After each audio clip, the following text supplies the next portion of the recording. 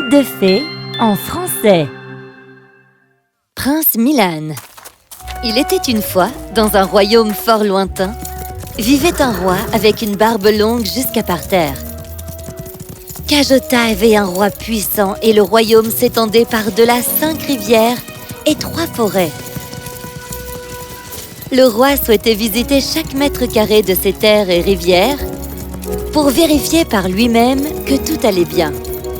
Ainsi, il voyagea pendant 1 an dans les coins les plus reculés de son royaume et quand il fut convaincu que tout allait bien, il voulut rentrer chez lui. Et ce jour-là... Le soleil est cruel aujourd'hui. Si on voyage à midi, on n'ira pas bien loin. Campons ici quelques heures jusqu'à ce qu'il fasse un peu moins chaud. Et nous reprendrons alors notre voyage. Soudain, le roi fut pris d'une soif immense et si intense qu'il pensa qu'il pourrait mourir s'il ne buvait pas vite un peu d'eau. Alors, il monta son cheval et partit en quête d'une rivière ou d'un lac. Il chercha longtemps et finit par trouver un lac avec une eau plus que bleue et qui étincelait comme le cristal. Le roi était assoiffé, alors il s'allongea au sol et lapa l'eau comme le ferait un chat. Après avoir bien bu, le roi voulut se relever, mais quelque chose retenait sa barbe avec force. Il vit sous l'eau un énorme visage tout vert qui le regardait d'en dessous. « Lâche-moi tout de suite, sinon tu en paieras le prix. » Aucune de tes menaces ne me fait peur, car ici, sous l'eau, le monde m'appartient. Mais je peux te laisser partir à une condition. Laquelle? Tu dois me donner la chose la plus précieuse que tu possèdes dans ton palais actuellement, et dont tu ne sais encore rien pour l'heure. D'accord, je te le promets. Suite à cela, le monstre lâcha la barbe du roi et le libéra. Le roi arriva enfin à son palais et fut accueilli en grande pompe et dans la joie. Sa reine l'attendait aux portes du palais. « Ah, mon chéri, regarde vite, les anges nous ont bénis pendant ton absence. Notre fils, le prince de ce royaume. » Tu dois me donner la chose la plus précieuse que tu possèdes dans ton palais actuellement, et dont tu ne sais encore rien pour l'heure. Alors c'est ça dont parlait le monstre du lac. Il veut mon fils. Qu'est-ce qui ne va pas, chéri? N'es-tu pas heureux de voir notre fils? Oh, ma chérie, je suis fou de joie. Je suis si bouleversé que je ne sais pas quoi dire. Mon fils, le prince de ce royaume. Le roi ne parvint pas à dormir plusieurs nuits d'affilée, par peur que le monstre ne vienne prendre son fils chéri. Il s'assura que son fils soit bien gardé tout le temps.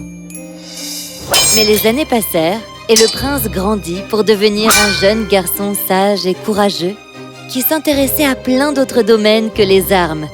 Et le roi finit par oublier sa peur du monstre. Mais un jour, alors que le prince était parti camper dans la forêt, il fut séparé de ses camarades et se retrouva seul à explorer la forêt, quand alors... Ah, Prince Milan, le fils du puissant roi de Kajota. Je vous connais, monsieur? Pas toi, mais ton père, oui. Dis-lui que tu m'as rencontré et que j'attends toujours qu'il tienne sa promesse. Nous nous reverrons. En attendant, au revoir. Le prince parla au roi de cette rencontre étrange, et le roi n'eut d'autre choix que de raconter à sa famille la promesse qu'il avait faite au monstre il y a des années, sans savoir que le monstre voulait son fils. En entendant l'histoire... Papa, une promesse est une promesse, et tu dois la tenir. Je me rendrai au monstre vert de moi-même. Mais mon fils, cette promesse n'est pas équitable. Est-ce vraiment le prix à payer pour quelques gorgées d'eau? Peu importe, maman, une fois que la promesse a été faite, il faut la tenir. Et les choses ne sont parfois pas aussi terribles qu'elles en ont l'air. Je trouverai sûrement un moyen de revenir, mais laissez-moi y aller. Le roi et la reine savaient que le prince avait raison. Et c'est avec réticence qu'ils le laissèrent partir dans la forêt pour aller au lac du monstre vert. En allant au lac, le prince vit 10 canards qui y nageaient et 10 petits vêtements posés sur la berge. Le prince se cacha derrière un arbre. Un par un, les canards sortirent et enfilèrent un vêtement. Ils se transformèrent en un instant en de belles demoiselles et s'en allèrent.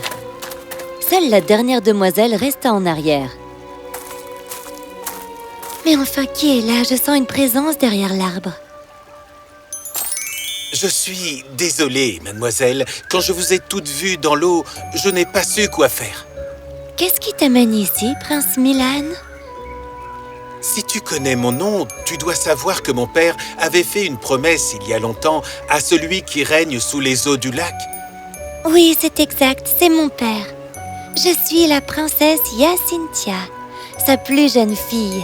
Bon, je crois que c'était un prix cher à payer pour quelques gorgées d'eau, n'est-ce pas? Mais viens avec moi, je vais t'amener à mon père, d'accord? Alors la princesse Jacinthia frappa sur le sol, et le prince et la princesse se retrouvèrent dans un palais magnifique devant le monstre vert. Je vois que tu es enfin là, prince Milan. Oui, votre majesté. Je suis là pour tenir la promesse que mon père vous a faite il y a fort longtemps. Enfin! Bon, ce soir, tu peux te reposer. Mais demain, tu devras me construire un palais en or avec 100 chambres et un jardin rempli de 1000 fleurs. Si tu ne le fais pas, je te ferai couper la tête. À quoi bon attendre demain pour ça, votre majesté? Cette tâche est impossible pour moi. Je ne sais pas construire un palais, et encore moins un palais en or. Tu as toute la journée de demain. Trouve une solution. Le prince était assis dans sa chambre, à réfléchir à comment faire. Une telle mission ne peut être remplie qu'à l'aide de la magie. Ou bien...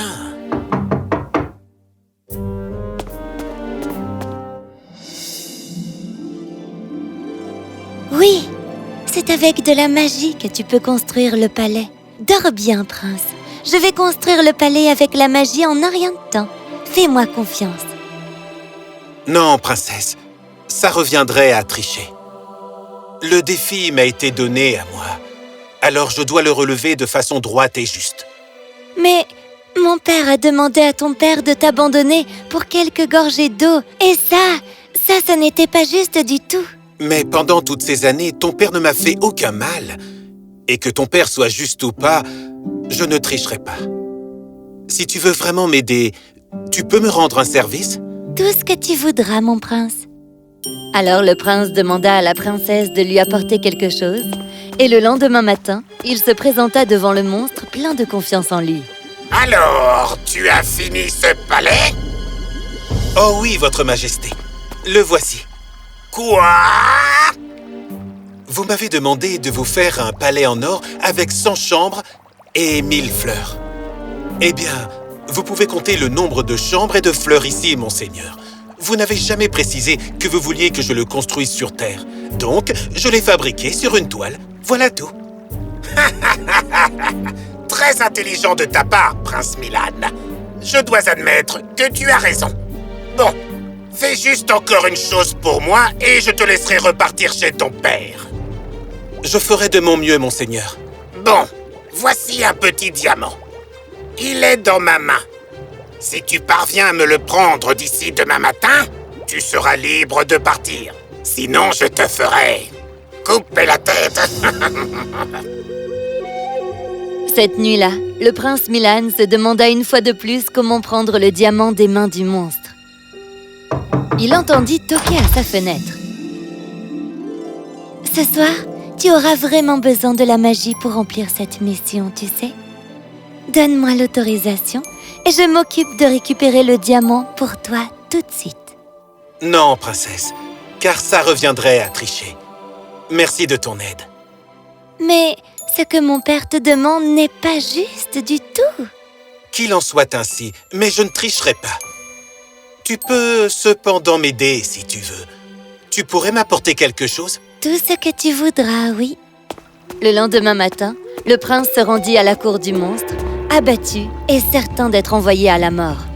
Regarde ici, prince Milan. J'ai toujours le diamant. Tu as échoué à ta mission. Je suis d'accord, votre majesté, et j'accepte ma défaite. D'accord. Eh bien, on va couper ta tête alors. Et Es-tu prêt, Prince Milan? Oui, Votre Majesté. Mais avant que ma tête ne tombe, puis-je faire un vœu? Reconnaissez, Monseigneur, que j'ai joué honnêtement et sans tricher. Eh bien, d'accord. Je t'accorde un vœu. Tu peux demander tout ce que tu veux, sauf ce diamant qui est dans ma main. Je souhaite que ma tête soit coupée de mon cou. Mais de là. Et non pas d'ici. Cette poupée est une réplique de moi-même. Donc cette tête et ce cou sont aussi les miens. Et vous avez seulement dit que vous me feriez couper la tête. Vous n'avez jamais dit que je devais mourir. Bon, c'est encore très intelligent de ta part, Prince Milan. Très bien. Tu as tenu ta promesse et je dois tenir la mienne. Tu peux rentrer chez toi. Dis à ton père qu'il a un bon fils, sage et intelligent, et qui n'a pas plié devant la tentation. La tentation? Papa m'avait demandé de te pousser à tricher, juste pour voir si tu te laisserais tenter. Mais tu as résisté. Tu es resté calme et tu as cru en toi. Puis tu as réussi tout en restant honnête et droit. Et pour cette raison, tu mérites de vivre et de régner sur ton royaume. Votre Majesté, puis-je désormais considérer que nous sommes tous amis? Ami, dis à ton père qu'il n'a plus à avoir peur de moi pour quoi que ce soit et que je serai son ami de toujours. Et si vous êtes tous les deux d'accord, j'aimerais que ma fille t'épouse. Tu seras un bon mari pour elle. Excuse-moi, est-ce que j'ai dit quelque chose que tu ne voulais pas? Hein? Non, non, on veut bien se marier. Et ainsi, le prince retourna dans son royaume, les deux ennemis devinrent amis, et le prince et Jacinthia vécurent heureux pour toujours.